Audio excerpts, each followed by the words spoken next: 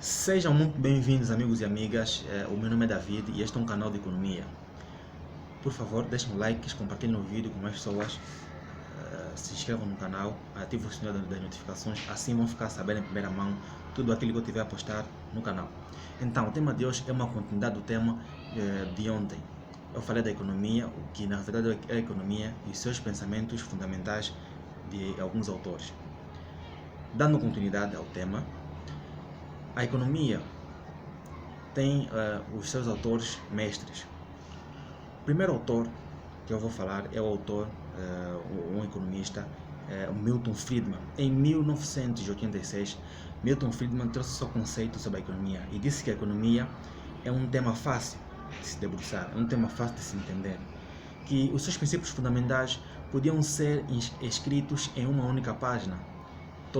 Qualquer um pode entender a economia, mas poucos fazem.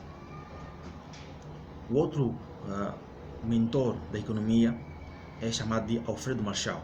Em 1885, Alfredo Marshall disse que a economia não é um corpo de verdades concretas, mas sim é uma dinâmica para a busca de descobertas, ou uma dinâmica, é um motor de descobertas de verdades concretas. Ou seja, é um motor para a descoberta de verdades concretas.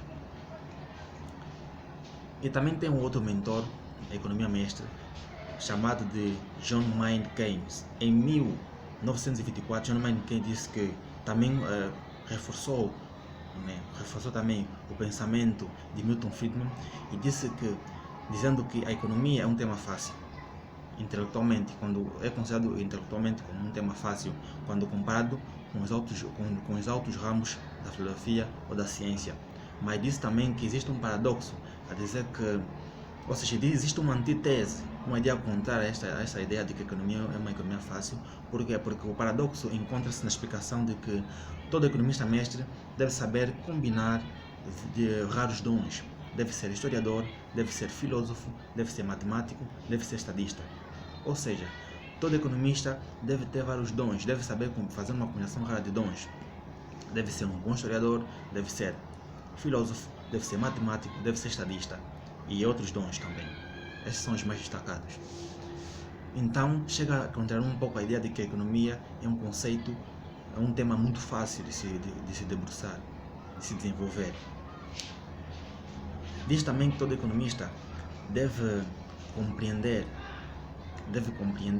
símbolos e falar com palavras, deve contemplar o particular em termos gerais, deve tocar o abstrato e o concreto em um único voo de pensamento, deve analisar o passado, o presente e o futuro, deve também fazer com que uma parte da natureza humana e das suas instituições não fiquem fora do seu olhar. O economista mestre deve ser voluntarioso e desinteressado numa disposição simultânea. Deve ser incorruptível, ou seja, deve ser anormal, fora do comum, como um artista, e tão concreto, tão realista como um político. Essa é a ideia de John Maynard Keynes acerca da economia. Fiz uma introdução breve acerca dos autores econômicos, só para dar uma ideia de que existem ideias que vêm explicar a essência da economia, mas existem ideias também que vêm trazer um pouco de complexidade na então ciência e economia. Trazem um pouco de complexidade. Como eu acabei de dizer, disse que a economia é fácil, mas que todo economista mestre deve ter uma série de habilidades para poder desenvolver esta ciência. Então, antes de nós entrarmos nesse tema fascinante que é a economia, devemos primeiro entender o que ela não é, o que a economia não é, porque já sabemos que a economia traz consigo vários conflitos, e eu vou destacar 3 conflitos que assombram a vida da economia. O primeiro conflito é sobre a sua realidade, ou seja, é sobre a economia e a realidade. Trazendo um conceito acerca do que é realmente a economia, disse que a economia é um fenômeno, ou seja, diz que a economia é o estudo dos fenômenos econômicos, mas isto não é verdade, por uma única razão: os fenômenos econômicos não existem. A economia é uma ciência que estuda o mundo, toda a realidade, todas as coisas. Já vou trazer esta base daqui a pouco. Mas falando um pouco acerca deste conceito sobre o fenômeno econômico, na verdade, quando disse que a economia não é realmente o estudo do fenômeno econômico, não é porque está presente, ou seja, a questão não é do fato de ser econômico, podia ser filósofo, matemático, podia ser um outro elemento, além de ser, que não seja um fenômeno econômico, podia ser um fenômeno econômico, não, mas o que está aí é que é a particularidade, é a singularidade, é o fato de querer trazer a economia para um elo simplesmente isolado, ou seja, nenhuma parte do seu ser lhe está vedada, nenhuma parte lhe é exclusivamente dedicada. Não podemos dizer que a economia estuda uma única coisa, porque a economia estuda o mundo, estuda a realidade de todas as coisas, analisa todas as coisas. Ou seja, a economia analisa todas as coisas que existem. Eu vou chegar neste ponto. Então, dando continuidade, o ser humano tem a tendência de poder isolar as classificações, tem o objetivo de poder inventar classificações, isolar elementos, identificar estruturas. Na verdade, todas essas construções que o ser humano cria não existem quando comparado com a realidade que eles mesmos querem caracterizar. O que isso quer dizer? Podemos muito bem dizer que a economia estuda na realidade os fenômenos econômicos, fenômenos econômicos estes simplesmente admitindo que é resultante da construção humana ou artificial. Podemos muito bem dizer que é o estudo desses fenômenos econômicos. Nesse caso, seria muito bem lógico dizer isso. Ou como também podemos dizer que a economia estuda, né, a riqueza, ou seja, ensina as pessoas como podiam ficar ricas, né? Mas isso não seria uma situação de colocar a economia singularizada, focada num único objeto de estudo. A verdade é que a economia não estuda simplesmente as finanças ou as riquezas, não estuda simplesmente uma única coisa, mas sim estuda toda a realidade. A economia analisa a realidade, estuda todas as coisas, né? Estuda todas as coisas, o que vai fazer com que a economia se caracterize como economia é, na verdade, a sua metodologia, ou seu método de estudo, ou seu método de tratar essa mesma realidade. Então, esta é a confusão quando eu falo da economia e a realidade.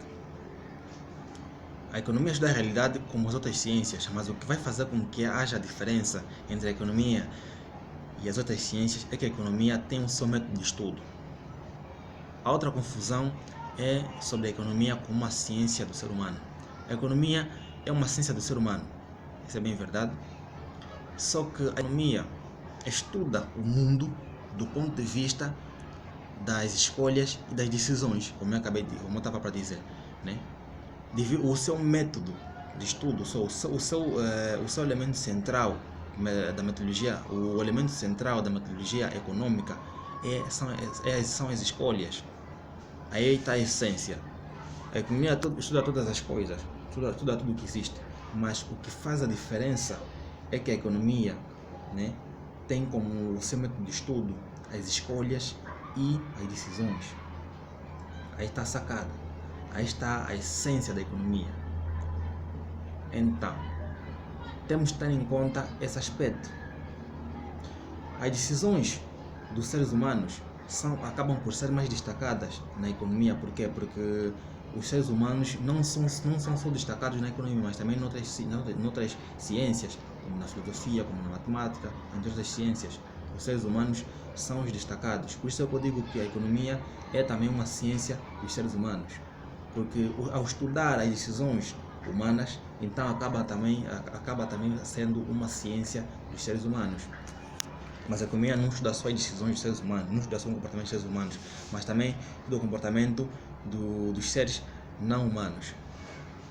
Então, é uma confusão, né, que se faz acerca da economia, né? Então, a essência, ou seja, para deixar bem claro acerca desse assunto, quanto à economia como uma ciência dos seres humanos, é que a economia não avalia simplesmente as decisões dos seres humanos, mas sim também dos outros seres que não são humanos. Mas também é um ponto muito importante a ser destacado nesse mesmo subtema, nesse mesmo assunto sobre a economia e os seres humanos, sobre a economia como ciência dos seres humanos, é que quando falamos de que a economia estuda as decisões dos seres humanos, não podemos enquadrar simplesmente essas decisões como sendo meramente financeiras ou monetárias. Essas decisões, essas escolhas estão presentes no elo humano ou dos seres humanos, mas do ponto de vista político, do ponto de vista amoroso, do ponto de vista social. Onde é que está a essência? A essência está no fato de que as escolhas, as decisões existem em todas essas áreas da humanidade. Não só do ponto de vista dos mercados, não só do ponto de vista das empresas, mas também do ponto de vista social, do ponto de vista político, né?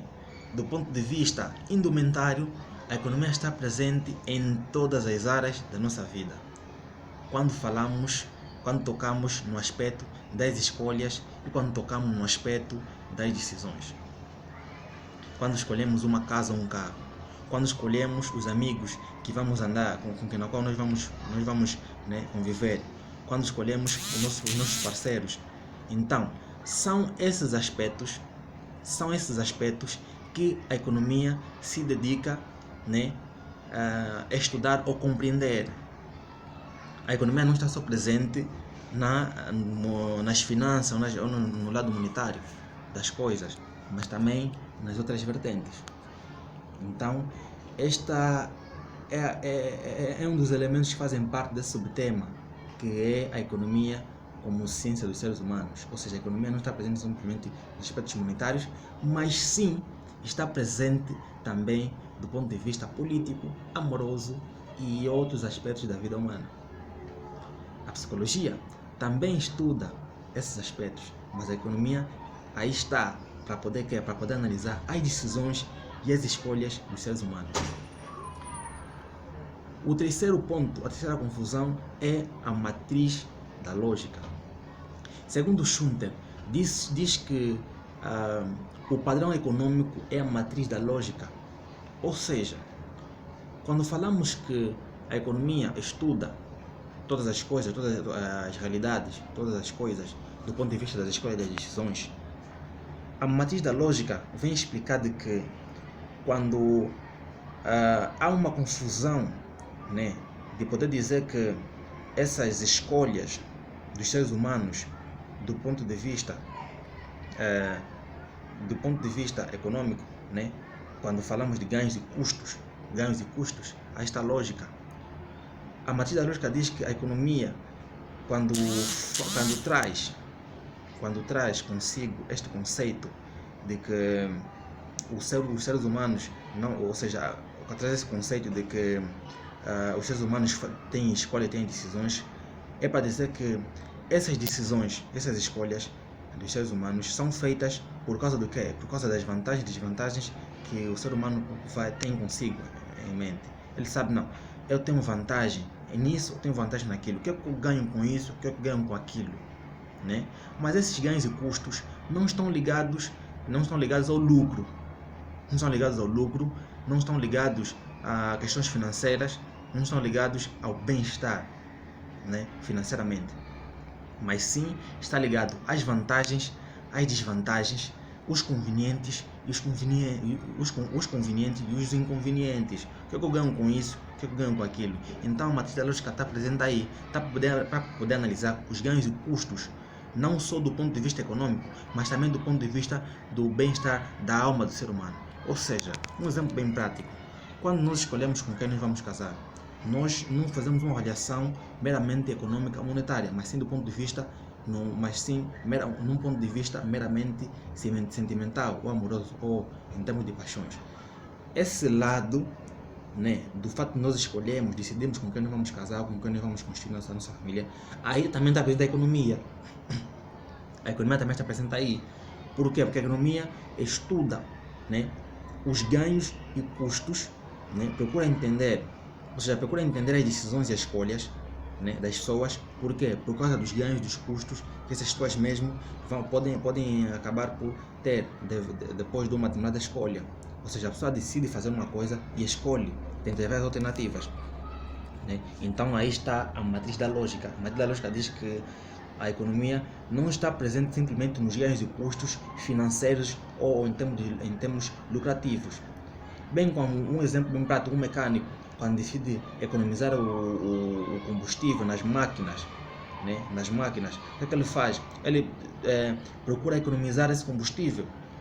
O fato de querer economizar esse combustível muitas vezes não está ligado com o ponto de vista econômico, mas sim do ponto de vista funcional do trabalho. Ele prefere economizar esse combustível para evitar com que a máquina se estrague, por exemplo. Ou um informático, ele decide economizar energia. Vou economizar energia porque daqui a pouco a energia vai acabar. Então, aí está presente a economia. Ele decidiu economizar essa energia, mas não do ponto de vista econômico, mas sim do ponto de vista técnico. Então, aí está a essência do terceiro conflito, que é a matriz da lógica. Então, muito obrigado. Meu nome é David. Este é um canal de economia e foi um prazer estar com todos vocês. Inscrevam-se no canal, deem likes, ativem o sininho das notificações e assim vão saber em primeira mão tudo aquilo que eu tiver postando no canal. Obrigado pela atenção, peço encarecidamente, compartilhe esse vídeo com mais pessoas, ative o sininho das notificações, assim vão ficar a saber tudo aquilo que vai acontecer no canal. Eu vou falar sobre muitos assuntos ligados à economia e também outros assuntos. Todos os dias tem vídeo. Obrigado pela atenção, muito obrigado e até a próxima. Obrigado.